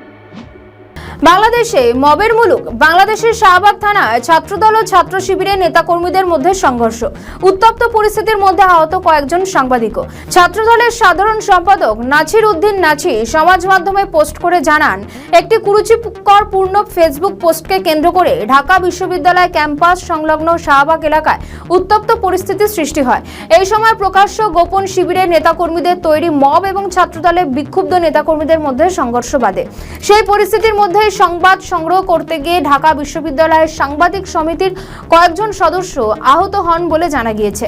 ছাত্র শিবিরের প্যানেল থেকে ডাকসুতে নির্বাচনে অংশ নেয় আব্দুল্লাহ আল মাহমুদের নামে একটি ফেসবুক আইডি থেকে প্রধানমন্ত্রী তারেক রহমান ও তার মেয়ে জাইমা রহমানকে নিয়ে কুরুচিপূর্ণ বক্তব্য সামাজিক যোগাযোগ মাধ্যমে ছড়িয়ে পড়ে। তবে আব্দুল্লাহ এই অভিযোগ অস্বীকার করে একটি পাল্টা স্ট্যাটাসও দিয়েছিলেন। পরে ছাত্রদলের নেতাকর্মীরা তাকে ফেসবুকে নানা ধরনের হুমকি দিলে তিনি সন্ধ্যায় শাহবাগ নিরাপত্তা নিয়ে জিডি করতে যান। তার সঙ্গে অমর একুশে হওয়া ছাত্র সংসদের জিএস উবায়দুর রহমান হাসিব সহ আরো দুজন যান। খবর পেয়ে ছাত্রদলের নেতাকর্মীরা থানা ঘেরাও করে। অভিযোগ, এ সময় সংবাদ সংগ্রহ করতে গেলে পরিকল্পিতভাবে সাংবাদিকদের উপর হামলা করে ছাত্রদল। আহত সাংবাদিকদের মধ্যে রয়েছেন কালের কণ্ঠের মনজুর হোসেন মাহি, আগামী সময় লিটন ইসলাম, দেশ রূপান্তরের HM খালিদ হাসান সহ একাধিক সাংবাদিক। এক সাংবাদিকের চোখে মুখে গুরুতর আঘাত লাগে, পরে তাদের হাসপাতালে ভর্তি করা হয়।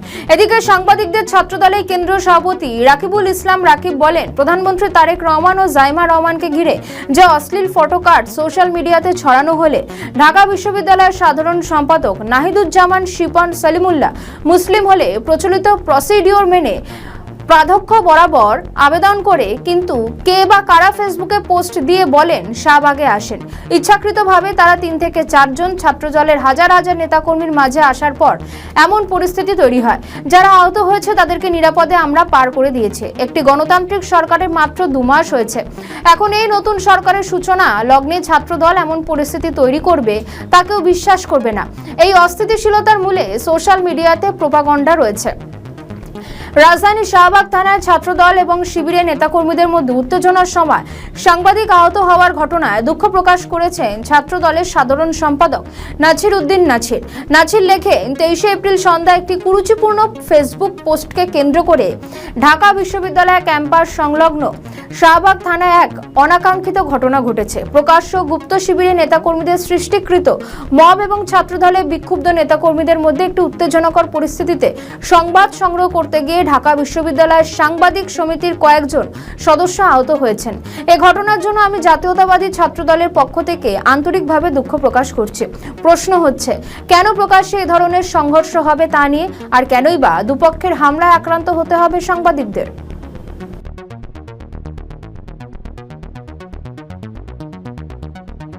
নিজের দেশকে কি খাদের কিনারায় ঠেলে দিচ্ছেন তারেক রহমান?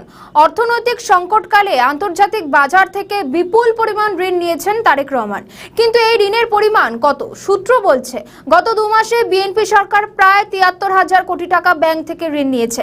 এই খবরের শিলমোহর দিয়েছেন প্রধানমন্ত্রীর তথ্য ও সম্প্রচার বিষয়ক উপদেষ্টা ডক্টর জাহিদুর রহমান। তিনি বলেন, এই বিপুল পরিমাণ ঋণের জেরে কিছুটা চাপ তৈরি হতে পারে এবং এর প্রভাব বাংলাদেশের জনগণের উপরেও পড়তে পারে।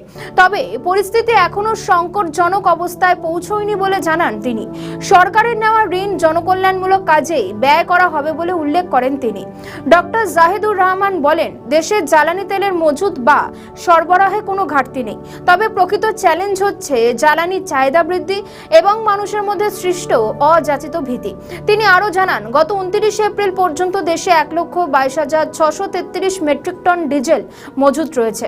আন্তর্জাতিক জ্বালানি বাজারের অস্থিরতার প্রভাব সব দেশেই পড়ছে উল্লেখ করে তিনি বলেন, বাংলাদেশেও এর বাইরে নয়। তবুও সরকার পরিস্থিতি নিয়ন্ত্রণে রাখার চেষ্টা করছে। জ্বালানির দাম বৃদ্ধি প্রসঙ্গে তিনি বলেন, আন্তর্জাতিক বাজারে মূল্যবৃদ্ধির প্রভাব বাংলাদেশের বাজারেও রীতিমতোভাবে পড়ছে, তবে সরকার চেষ্টা করছে যাতে এর প্রভাব সাধারণ মানুষের উপর কম পড়ে। অর্থনৈতিক বিষয়ে ব্যাংক ঋণ নিয়ে তিনি প্রশ্নের জবাবে বলেন, পরিস্থিতি এখনো নিয়ন্ত্রণে রয়েছে এবং সরকার তা পর্যবেক্ষণ করছে। জ্বালানির দাম বৃদ্ধি প্রসঙ্গে তিনি জানান, আন্তর্জাতিক বাজারে মূল্যবৃদ্ধির প্রভাব দেশীয় বাজারেও পড়ছে, তবে সরকার চেষ্টা করছে যেন জ্বালানির মূল্যবৃদ্ধির প্রভাব সাধারণ মানুষের উপর কম পড়ে। বিশেষ করে পরিবহন ভাড়া বৃদ্ধির ক্ষেত্রে সীমিত রাখার উদ্যোগ নেওয়া হবে। একই সঙ্গে জিনিসপত্রের মূল্য ও পরিস্থিতি অনুযায়ী সমন্বয় করা হতে পারে বলে ইঙ্গিত দেন তিনি। ঢাকার ফুটপাত দখলমুক্ত করতে নতুন উদ্যোগের কথাও জানান তিনি। হকারদের জন্য বিকল্প ব্যবস্থা হিসেবে নগরের 8টি নির্দিষ্ট স্থানে নৈশ বাজার স্থাপনের পরিকল্পনা করছে সরকার। এর মাধ্যমে একদিকে যেমন ফুটপাত দখলমুক্ত হবে, অন্যদিকে হকারদের জীবিকাও বজায় থাকবে বলে আশা করা হচ্ছে। সব মিলিয়ে জ্বালানি পরিস্থিতি, অর্থনীতি, নগর ব্যবস্থাপনা এবং সংস্কৃতি সব ক্ষেত্রে সরকার সমন্বিতভাবে কাজ করছে বলে তথ্য তুলে ধরেন প্রধানমন্ত্রীর তথ্য ও সম্প্রচার উপদেষ্টা। ব্যবসায়ীরা বলছেন, ব্যাংক ব্যবস্থা থেকে সরকারের ঋণ যত বাড়ে বেসরকারি খাত ততই সংকটে পড়ে, কারণ বেসরকারি খাত মূলধনের বড় উৎসই হলো ব্যাংক সংস্থা। এর জন্য তারা ব্যয়ের ক্ষেত্রে দক্ষতা বাড়ানোর পরামর্শ দেন সরকারকে। অর্থনীতিবিদরা বলছেন, সরকারের শুরু থেকেই প্রয়োজন ছিল খরচ কমানোর পথ বের করা, কিন্তু সেটা করা হয়নি। অন্তর্বর্তী সরকার যে সংস্কারগুলো শুরু করেছিল তার অনেকগুলি এ সরকার বাতিল করেছে, ফলে দাতা সংস্থাগুলো ঋণ দিতে চাইছে না। সব মিলিয়ে অর্থনৈতিক ক্ষতিকর অবস্থার দিকে যাচ্ছে। অন্তর্বর্তী সরকারের শেষে বিএনপি নেতৃত্বাধীন নতুন সরকার এখন বাংলাদেশে। নতুন সরকারের জন্য অন্যতম বড় চ্যালেঞ্জ হলো শুল্ক কর আদায় বাড়ানো, কিন্তু বাস্তবতা বেশ ভিন্ন। অন্তর্বর্তী সরকারের আমলে রাজস্ব খাতের যে সংস্কারের উদ্যোগ নেওয়া হয়েছিল তাও কার্যত ঝুলে গিয়েছে। এনবিআর বিলুপ্তি করার অধ্যাদেশটি জাতীয় সংসদে পাশের জন্য ওঠায়নি নতুন সরকার। বিশাল রাজস্ব আদায়ের চ্যালেঞ্জ নতুন সরকারের ঘাড়ে নিঃশ্বাস ফেলছে। বাজেটের মাধ্যমে সরকারের খরচের চাপ ক্রমশ বাড়ছে। জাতীয় রাজস্ব বোর্ডের মাধ্যমে সরকারের আয় বাড়ানোর বিকল্প নেই, কিন্তু মধ্যপ্রাচ্য সংকট, তেলের দাম বৃদ্ধি সহ বিভিন্ন সংকটের মধ্যে আছে ব্যবসা বাণিজ্য। আগামী দিনে কতখানি অর্থনৈতিক সংকটের মুখে পড়তে হবে বাংলাদেশকে, এটাই এখন প্রশ্ন।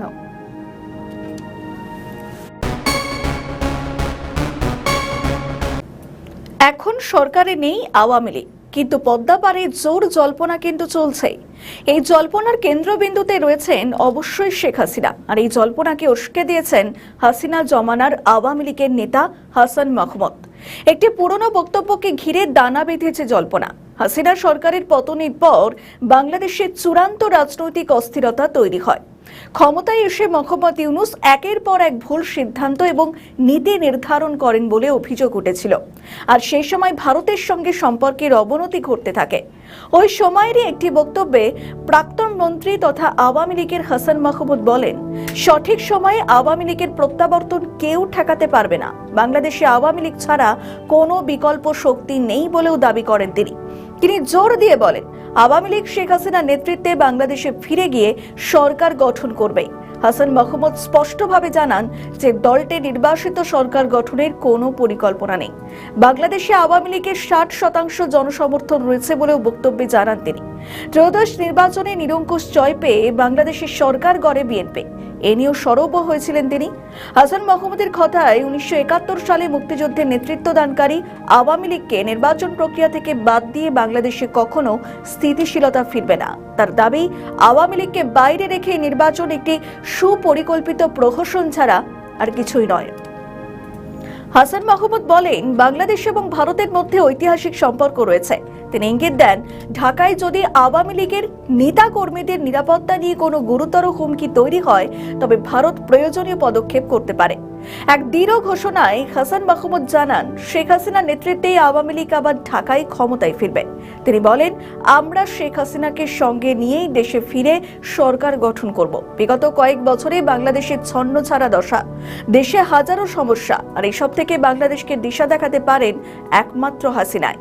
এমনই দাবি তার এক সমর্থকের।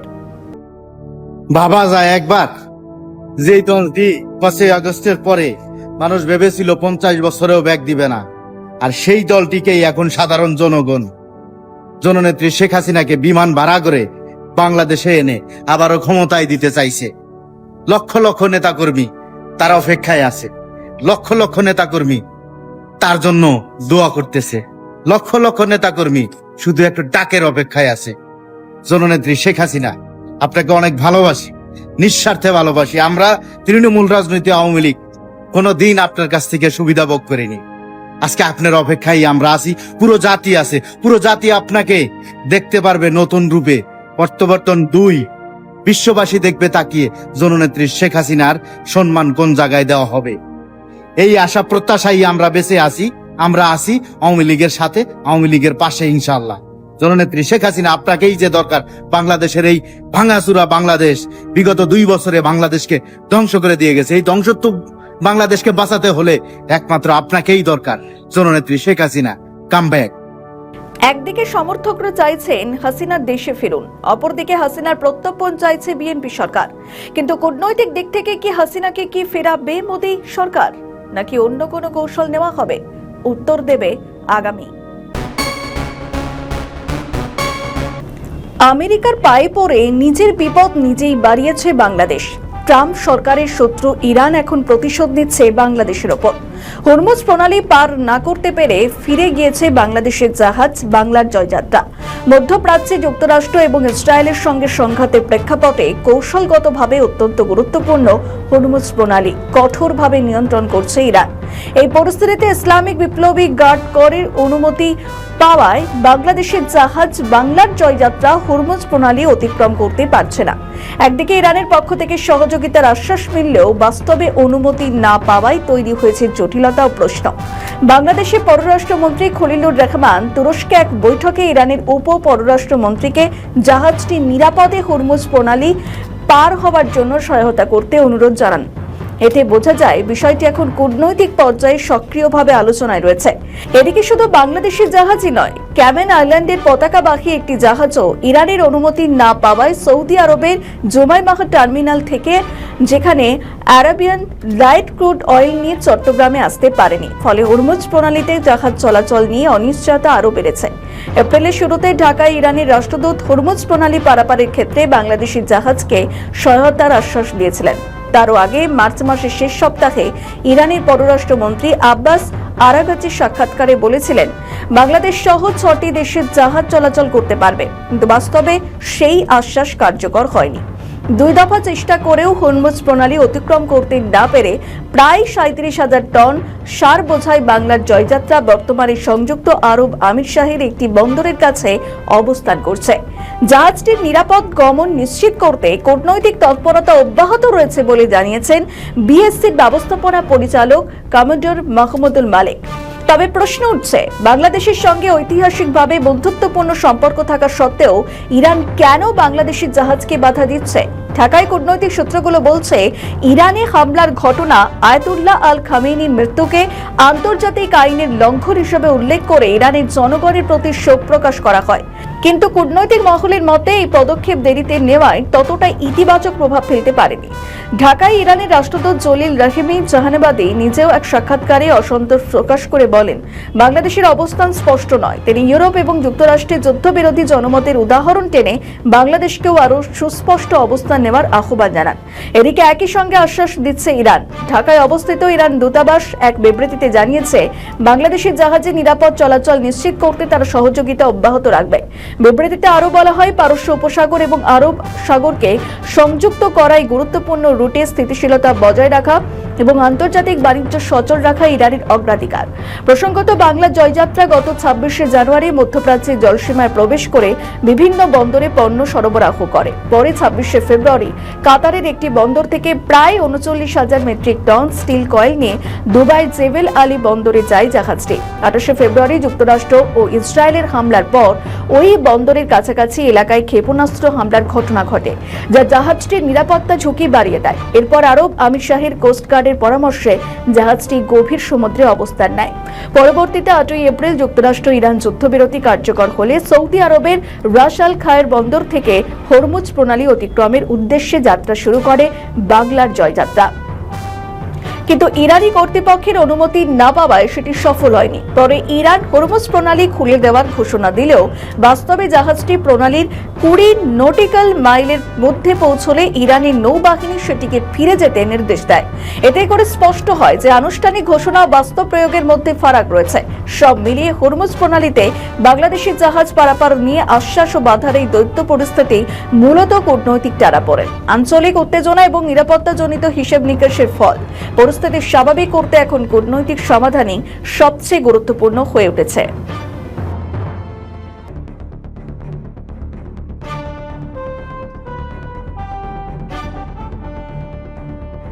ছাত্র জনতার গণ অভ্যুত্থানে 2024 সালে 5ই আগস্ট ক্ষমতাচ্যুত হন শেখ হাসিনা। তবে 5ই আগস্ট হাসিনার ক্ষমতাচ্যুতের সিদ্ধান্ত নেওয়া হয় তার আগের দিন রাতে, অর্থাৎ 4 আগস্ট। সেনানিবাসে ঊর্ধ্বতন সেনাকর্তা টেলি কনফারেন্সের মাধ্যমে সিদ্ধান্ত নাকি গ্রহণ করা হয়। সম্প্রতি এমনই প্রতিবেদন প্রকাশ করে হইচই ফেলে দিয়েছে ভারতীয় একটি গণমাধ্যম, যা ঘিরে শোরগোল পড়ে গিয়েছে। তবে সেনাবাহিনী এর পিছনে রয়েছে এমন খবর সামনে আসতেই অনেকে অবাক হয়েছেন। শেখ হাসিনা সরকারের পতনের পিছনে যে সেনাবাহিনীর কোনো হাত থাকতে পারে সেটা কখনোই কেউ ভাবতে পারেনি। আবার গণমাধ্যম যা যা বলছে সেগুলিও যে ধ্রুব সত্য সেটা না। তবে জানা যাচ্ছে ক্ষমতাচ্যুতিতে সবথেকে বড় ভূমিকা পালন করেছে নৌবাহিনী প্রধান অ্যাডমিরাল মোহাম্মদ নাজমুল হাসান। অর্থাৎ 4 আগস্ট রাতে নির্ধারণ হয় শেখ হাসিনার ভাগ্য। যদিও তৎকালীন প্রধানমন্ত্রীকে দেওয়া হয় পরিস্থিতি নিয়ন্ত্রণে থাকার মিথ্যে আশ্বাস। শেখ হাসিনার কাছে যা যা খবর আসে সেগুলি সবই মিথ্যে। তবে টেলিকনফারেন্সে কারা ছিলেন সেই বিষয়ে কোনো তথ্য দেওয়া হয়নি। 5ই আগস্টের পরবর্তী সামরিক বাহিনীকে অস্থিরতার বিবরণও উঠে এসেছে এই প্রতিবেদনে। ধারণা করা হচ্ছিল নৌবাহিনীর পরবর্তী কাণ্ডারি হতে যাচ্ছেন রিয়াল অ্যাডমিরাল মোহাম্মদ সোহারেল। তবে সুযোগ পাওয়ার পর নিজের প্রতিদ্বন্দ্বীকে সরিয়ে দেন নৌবাহিনী প্রধান। অ্যাডমিরাল মোহাম্মদ সোহেলকে বাধ্যতামূলক অবসরে পাঠায় যেখানে নৌবাহিনী। এমনকি যখন ছাত্রদের কোটা আন্দোলন চরম আকার ধারণ করে তখন তারেক সিদ্দিকীকে নিয়মিত খবর পাঠাতেন সোহেল। শোনা যায় শেখ হাসিনার পতনের মূল কলকাঠি নেড়েছিলেন এই তারেক সিদ্দিকী। তিনি খবর সংগ্রহ করতেন সেনাবাহিনীর অন্দর থেকে। এরপর কোটা বিরোধী আন্দোলন চরম আকার ধারণ করতেই একটি খবর উঠে আসে, সরকারকে রক্ষার দায়িত্ব পালনে অবহেলা করছে সেনাবাহিনী, যেটা অনেক দিনের সুপরিকল্পিত একটি ঘটনা, যেটা নিয়ে সরব হয়েছিলেন শেখ হাসিনা। কিন্তু তাকে যেভাবে মিথ্যে আশ্বাস দেওয়া হয়েছিল তাতে তিনি মনে করেছিলেন সেনাবাহিনী পুরোটাই সামলে নেবে। কিন্তু তৎকালীন প্রধানমন্ত্রী শেখ হাসিনার নিরাপত্তা রক্ষীদের মধ্যে থেকেও বিশ্বাসঘাতকতা করা হয়। অন্যদিকে জানা যাচ্ছে এর পিছনে আরও 2 জন ছিলেন। 2004 সাল থেকে হাসিনার ব্যক্তিগত নিরাপত্তার দায়িত্বে ছিলেন বিশ্বস্ত 2 কর্মকর্তা, মেজর অবসরপ্রাপ্ত সোয়েব এবং মেজর অবসরপ্রাপ্ত মামুন। তবে তাদের 2 জনকেই 2021 সালে সরিয়ে দেওয়া হয়। এরপর তার নিরাপত্তা বলয় দুর্বল হয়ে পড়ে, এমনকি বিশ্বস্ত হয়ে উঠতে পারেনি কেউ। সব মিলিয়ে পরিস্থিতি অন্যদিকে মোড় নেয়। তবে শেষ পেরেকটি পুঁতেছিলেন সেনাপ্রধান জেনারেল ওয়াকারুজ্জামান। তিনি সিদ্ধান্ত নিয়ে নেন যে সেনাবাহিনী ছাত্রদের বিরুদ্ধে কোনো অ্যাকশন নেবে না, যে কারণে ছাত্রদের মধ্যে ঢুকে মার্কিন ডিপ স্টেটের এজেন্টরা খুব সহজেই নিজেদের এজেন্ডা পূরণে সক্ষম হয়। তবে হাসিনা প্রথম থেকে যদি এই আন্দোলনকে আমলে নিতেন তাহলে হয়তো খানিকটা বাদসাধ্য তার সরকারের পতনের, বলছেন বিশেষজ্ঞরা। আমাদের ভিডিও ভালো লাগলে লাইক ও শেয়ার করুন, কমেন্ট সেকশনে আপনাদের মতামত জানান। আরও ভিডিও পেতে আমাদের চ্যানেলটিকে সাবস্ক্রাইব করুন এবং প্রতি মুহূর্তে খবরের আপডেট পেতে প্রেস করুন বেল আইকন। জামাত বিএনপির গোপন খেলা ফাঁস করলেন ইলিয়াস এবং মাহফুজ। আওয়ামী লীগকে ঠেকাতেই সংসদে নাটক। সবার আগে বলে দেই, জামাত এবং বিএনপি আলাদা কোনো দল নয়। তারা ততদিনই আলাদা আলাদা দল যতদিন আওয়ামী লীগকে রাজনীতির বাইরে রাখা যায়। শুধুমাত্র আওয়ামী লীগকে যে কোনোভাবে রাজনীতি থেকে সরিয়ে রাখতেই সংসদে সরকার এবং বিরোধীদের এই নাটক। ইলিয়াস এবং মাহফুজের কথায় বাইরে বিবাদ আর গোপনে এক। আর এই নাটক যে চলছে এবং চালাতে হবে তার গোপন তথ্য ফাঁস করে দিয়েছে মাহফুজ আলম এবং ইলিয়াস হোসেন। সংসদে আপনারা যে বিরোধিতাটা দেখছেন না, এই বিরোধিতাটা কিন্তু আওয়ামী লীগ বিএনপির যে বিরোধিতা সেই বিরোধিতা না, এটা আর্টিফিশিয়াল ক্রিয়েটেড, এটা নিজেদের মধ্যে সমঝোতার মাধ্যমে একটা বিরোধিতা হচ্ছে। এই যে একটা চ্যালেঞ্জ যে আওয়ামী লীগকে যেভাবেই হোক 10-15 বছর অন্তত রাজনীতি থেকে দূরে রেখে তাদেরকে পঙ্গু করতে হবে, এটা দুইটা দল যদি মিলেমিশে না থাকে তাহলে সম্ভব না। এখন এইখানে সরকারি দলের দায়িত্বশীলতার বিষয়টা খুব বেশি জরুরি। মাহফুজ তো আগেও অনেক কিছু বলেছেন, কেমনভাবে উপদেষ্টাদের পুতুল বানিয়ে বিএনপি এবং জামাত মিলে সব ক্ষমতা দখল করেছিল। এবার তো তার বক্তব্য সেই পুরনো নাটককেই তুলে ধরা। মাহফুজের প্রশ্ন, গত 2 সপ্তাহের সংস্কার এবং বিচারের আলাপ কোথায় গেল? হামে শিশু মৃত্যু, জ্বালানির জন্য কৃষকের মৃত্যু, লোডশেডিং, অর্থনীতির বেহাল দশা, নাগরিক নিরাপত্তা নিয়ে আলাপ কই? বাটোয়ারা করে নিজেরা চালাবেন, আবার দুপুরে এক পক্ষ মারবেন আর রাতে আর এক পক্ষ মারবেন। এভাবেই কি জনগণকে ধোঁকা দেওয়া হবে? সংসদে আরও অনেক নাটক চলছে, তবে এত কিছুর পরও সেই জনপ্রিয় প্রবাদটির কথা বলতেই হয়, কপালে না থাকলে ঘি, ঠকঠকালে হবে কি? একটি জনপ্রিয় বাংলা প্রবাদ, যার অর্থ ভাগ্য বা নসিব ভালো না থাকলে শতচেষ্টা বা পরিশ্রম করেও কাঙ্ক্ষিত সাফল্য বা সুখ পাওয়া যায় না। বিএনপির কপালও অনেকটা সেই রকম, যদিও তারা সাফল্য পায়নি তা নয়। বিএনপির সমস্যা হলো তারা এই সাফল্য বা সুখ ধরে রাখতে পারবে কিনা। নির্বাচনে জিতে সরকার গঠন হয়েছে মাত্র 2 মাস আগে। এর মধ্যেই দেশে এমন পরিস্থিতি হয়েছে যে সরকারকে যখন তখন দেশ ছেড়ে পালাতে বাধ্য হতে হয়। তবে এখানে সরকার ফেলার জন্য বিরোধীরা দায়ী নয়, মানে জামাত অনেক অপমান অত্যাচার সহ্য করেও তারা চেষ্টা করছে এই সরকার যেন টিকে থাকে, যেখানে তারেক রহমান তাদের সর্বসমক্ষে অপমান করছেন। রাজনৈতিক দল যাদের একটি অন্য পরিচয় আছে, জনগণ যাদেরকে একটি ভিন্ন পরিচয় চিনে, জনগণ তাদেরকে কি পরিচয় চিনে? গুপ্ত পরিচয় চিনে, গুপ্ত পরিচয়। বর্তমানে বাংলাদেশে এক নতুন জালেমের আবির্ভাব হয়েছে। এই গুপ্ত সংগঠনের ব্যক্তিরা নতুন জালেম রূপে আবির্ভূত হয়েছে বাংলাদেশের মানুষের কাছে। যারা গুপ্ত সুপ্ত হয়ে থেকেছেন, সেই লোক যদি আমাকে গুপ্ত বলে, আপনাকে গুপ্ত বলে, আপনার কেমন লাগবে বলেন? বছরের পর বছর দেশবাসী কিছু মানুষের ছায়াও দেখে না। সেই মানুষ যদি আমাকে বলে আমি গুপ্ত না সুপ্ত, আপনি বলতেই পারেন আমি গুপ্ত ছিলাম কারাগারে, দফায় দফায়। আপনি যদি ওইটাকে গুপ্ত বলেন তাইলে আমি অবশ্যই গুপ্ত। আমি এদেশের মানুষকে বিপদের মুখে ফেলে দিয়ে আমি পালিয়ে যাইনি, আমি ইচ্ছা করলে পালিয়ে যেতে পারতাম। অনেকের মনে হতেই পারে জামাত কেন এই অপমান সহ্য করেও সরকারকে সমর্থন করছে। বিরোধী হিসেবে বিএনপি থাকলে দেশের এই ভয়ঙ্কর পরিস্থিতির জন্য তারা অন্তত 10 বার হরতাল করত। কিন্তু জামাতের আমির শফিকুর রহমান বলছেন এই সমস্যা বৈশ্বিক কারণে সৃষ্টি হয়েছে, তাই আমরা সরকারকে সময় দিতে চাই। কিন্তু এটি আসল ঘটনা নয়। আসল ঘটনা হলো আওয়ামী লীগকে আটকে রাখা। এটি আমি আপনি বলছি না, বলছে জামাতের ঘনিষ্ঠ ব্যক্তি ইলিয়াস হোসেন। কিন্তু তারেক রহমানকে অ্যাটাক করেন না, এটাতে দলীয় প্রধান যিনি, তার সাথে আপনাদের দলীয় যিনি প্রধান আছেন, আমার কাছে যতটুকু তথ্য, তারা প্রতিদিন তাদের ব্যাপারে তাদের সাথে ব্যক্তিগত আলাপ হয়।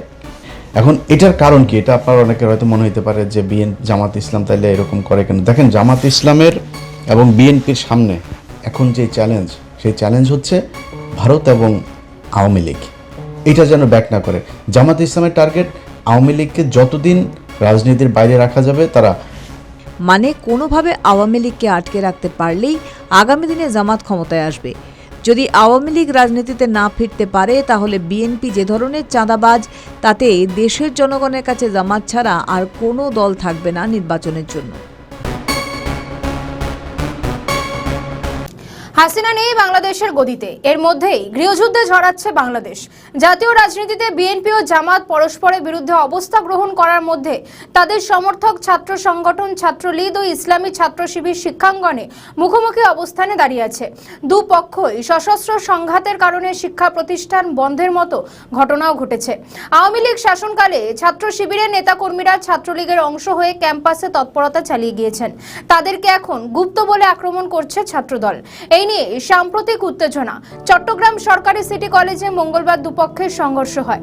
এর জেরে বুধবার ঢাকা, জাহাঙ্গীরনগর, চট্টগ্রাম ও জগন্নাথ বিশ্ববিদ্যালয় সহ বিভিন্ন ক্যাম্পাসে নতুন করে দেওয়াল লিখন ও গ্রাফিতি আঁকে ছাত্রদল। ঢাকা বিশ্ববিদ্যালয়ের মধুর ক্যান্টিন, কলাভবন ও ডাকসু সংলগ্ন দেয়াল সহ বিভিন্ন হলে গুপ্ত রাজনীতির বিরুদ্ধে স্লোগান লিখেছেন ছাত্রদল কর্মীরা। জাহাঙ্গীরনগর ও চট্টগ্রাম বিশ্ববিদ্যালয় ক্যাম্পাসেও গুপ্ত থেকে আশ্রয় চাই এই ধরনের গ্রাফিতি দেখা গিয়েছে। জগন্নাথ বিশ্ববিদ্যালয় ছাত্রদল কর্মীদের দেওয়ালে লিখতে দেখা গিয়েছে, গুপ্ত যাদের অবস্থান তাদের বাড়ি পাকিস্তান। ঢাকা বিশ্ববিদ্যালয়ের ছাত্রদলের দফতর সম্পাদক মল্লিক ওয়াসি উদ্দিন তামি বলেন, এটি ছাত্রদলের কোনো কেন্দ্রীয় কর্মসূচি নয়। ছাত্র শিবিরের কার্যক্রমের প্রতিবাদে ছাত্রদলের কর্মীরা নিজের উদ্যোগে এটি বাস্তবায়ন করেছে। দুই ছাত্র সংগঠনের মুখোমুখি অবস্থানের মধ্যে সাধারণ শিক্ষার্থীরা বিরক্ত। ঢাকা বিশ্ববিদ্যালয়ের গণসংযোগ ও সাংবাদিকতা বিভাগের এক শিক্ষার্থী বলেন, আমরা চেয়েছিলাম একটি দখলদার মুক্ত ক্যাম্পাস, কিন্তু এখন যেভাবে গ্রাফিতি ছেঁড়া বা ধাওয়া চলছে, এতে শিক্ষার্থীদের মধ্যে আবারও সেই পুরনো সংঘাতময় রাজনীতির আতঙ্ক ছড়িয়ে পড়েছে। ঢাকা বিশ্ববিদ্যালয়ের রাষ্ট্রবিজ্ঞান বিভাগের অধ্যাপক সাব্বির আহমেদ টাইমসকে বলেন, দুই পক্ষই ক্যাম্পাসে নিজেদের আধিপত্য বজায় রাখতে চায়। আধিপত্য প্রতিষ্ঠার লড়াই থেকে সংঘাত তৈরি হচ্ছে এবং সামনের দিনগুলোতে এই সহিংসতা আরও বাড়তে পারে। এর মধ্যে ফেসবুকে একটি ফটো শেয়ারকে কেন্দ্র করে বৃহস্পতিবার ঢাকা বিশ্ববিদ্যালয় এলাকায় ছাত্রদল ও ছাত্র শিবিরের মধ্যে উত্তেজনা ছড়িয়ে পড়ে। এতে সাংবাদিক ও ঢাকা বিশ্ববিদ্যালয় কেন্দ্রীয় ছাত্র সংসদের কয়েকজন নেতা সহ একাধিক ব্যক্তিকে মারধরের অভিযোগ ওঠে ছাত্রদলের বিরুদ্ধে। প্রধানমন্ত্রীর কন্যা জাইমা রহমানকে নিয়ে আপত্তিকর একটি কার্টুন ছড়িয়ে দেওয়ার পর শাহবাগে অবস্থান নেন ছাত্রদলের নেতাকর্মীরা। তারা শিবির বিরোধী বিভিন্ন স্লোগান দেন। এক পর্যায়ে ঢাকা বিশ্ববিদ্যালয়ের ছাত্র সংসদ ও শিবির নেতা এবি জুবায়ের ও মুসাদিক আলী ইবনে মোহাম্মদের নেতৃত্বে ছাত্র শিবিরের কর্মীরা থানায় গেলে তাদের উপর হামলার ঘটনা ঘটে। বিশ্ববিদ্যালয়ের শিবির নেতা আব্দুল্লাহ আল মাহমুদ সন্ধ্যায় থানায় উপস্থিত ছিলেন। ছাত্রদলের অভিযোগ, তিনি ফেসবুকে একটি ফটোর মাধ্যমে জাইমা রহমানকে নিয়ে কটূক্তি করেছেন। তবে মাহমুদ দাবি করেছেন ফটো কার্ডটি ভুয়ো এবং এ বিষয়ে সাধারণ ডায়েরি করতে তিনি নিজেই থানায় যান। সব মিলিয়ে ছাত্র সংসদ, ছাত্রদল ও ইসলামী ছাত্র শিবিরের সংঘর্ষে উত্তপ্ত বাংলাদেশের রাজনীতি। এই অশান্তিকে আগামী দিনে তারেক রহমানের সরকার কিভাবে দমন করে সেটাই এখন দেখার। উত্তর জানা যাবে আগামী দিনে।